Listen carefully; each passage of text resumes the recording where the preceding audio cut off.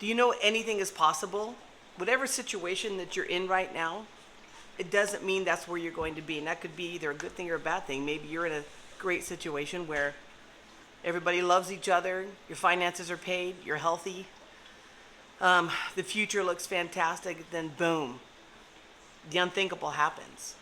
Could be devastating, could be a house fire, a death of a loved one.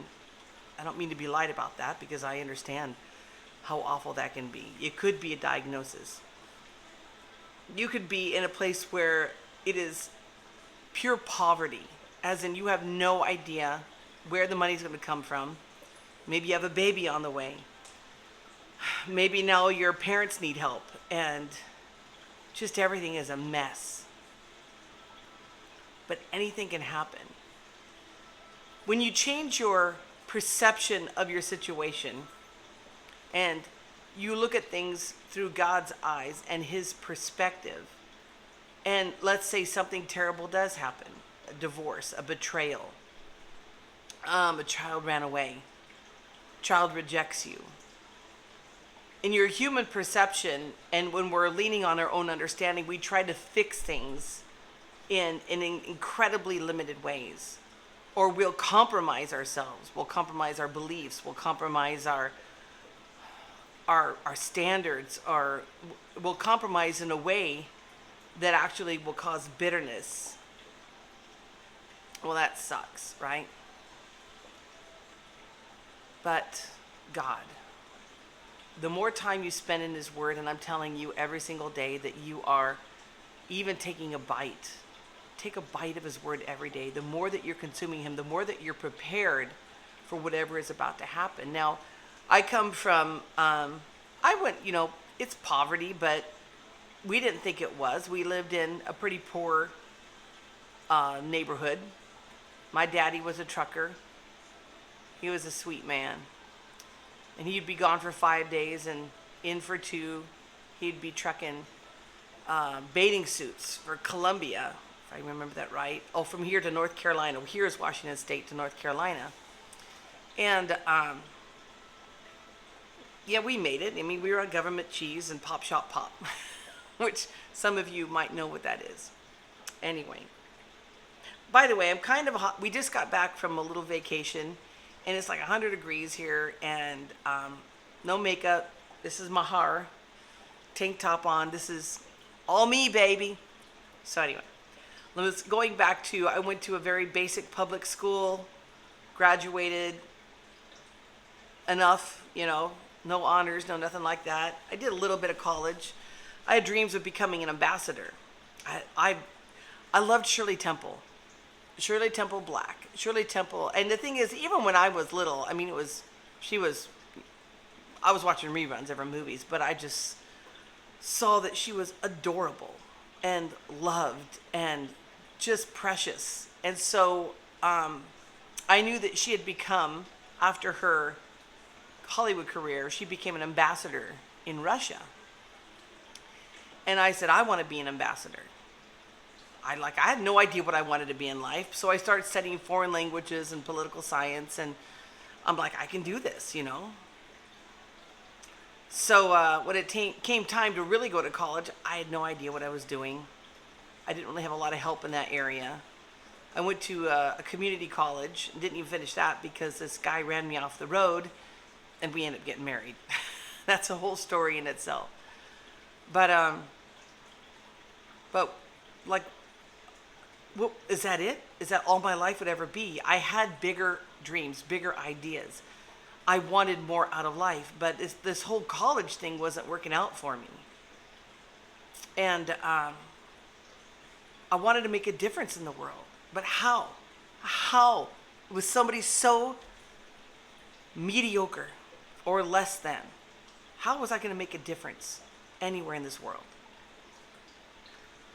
Well, I decided, I was going to be the best mom I could possibly be. I got married, got pregnant right away, and had a bunch of kids, and the 4th one died, and then my husband was killed 3 months after that. So, there's that. So I had all these ideas when I was little about being an ambassador. And none of that was coming out the way that I thought. But after Billy died, I start pursuing the Lord with all my heart, soul, and strength, with everything I had. Because he was the air that I breathed. Probably didn't eat enough for about a year. My whole body was dying. My organs were shutting down, my heart, my kidney, my liver, everything. And people can die of a broken heart. Absolutely. But I had to pull myself together because I had 3 little girls. Lost my mind. And I finally surrendered. I surrendered to God because I had no place else to go. Nobody was coming to rescue me. So then I start studying the scriptures a lot. Getting a lot of help, a lot of counseling for me and the girls. And lo and behold, 2 years after Billy passed, I met Luis Palau at a Cannon Beach Christian Conference Center. And I met him right after Billy died, like a year after he died. Then I met him a second time, 2 years after he died. And I'm remarried to another amazing man that if you've watched any of these videos, you've seen that stellar, amazing, wonderful, fabulous man that is Jeff. And there's a story about how we met, and we got married just a couple weeks after we met because, I don't know, when you know the Lord that much, that well, you know that you know that you know. Now, he and I have been married for 14 years, and it's been awful and wonderful and terrible and fantastic. It has been a crazy, crazy ride. All that to say, this little girl wanted to be an ambassador for the United States of America. When I met Luis Palau the second time with Jeff, we said, hey, we want to do something for the Lord, but we don't know what. And he goes, Tara, you should go on a mission trip with my son, but it's probably too late. Because 2 weeks from that day, Andrew Palau was leaving for Tanzania. Africa. It's crazy. So we did. We went to Africa, and I found out that all of this pain and suffering and loss and rejection and insane circumstances all the while was developing something in me, a hunger and a desire to know the Lord, to be who he's called me to be. And I went into a huge educational process, because when I went to Africa and I worked in these eyeglass clinics, helping the locals with these little 88 cents reading glasses and learning how to give them the gospel. I did that for Andrew Palau for I don't know how many years. Then I switched over to Reed Saunders, and he's in Salem, Oregon. He's a little bit smaller association, so to speak. And then I realized at that point, Reed would have me introduce him to come on stage. I would tell some of my testimony and get the crowd ready for Reed to give the gospel. And now, 14 years later, I'm actually going to be an evangelist for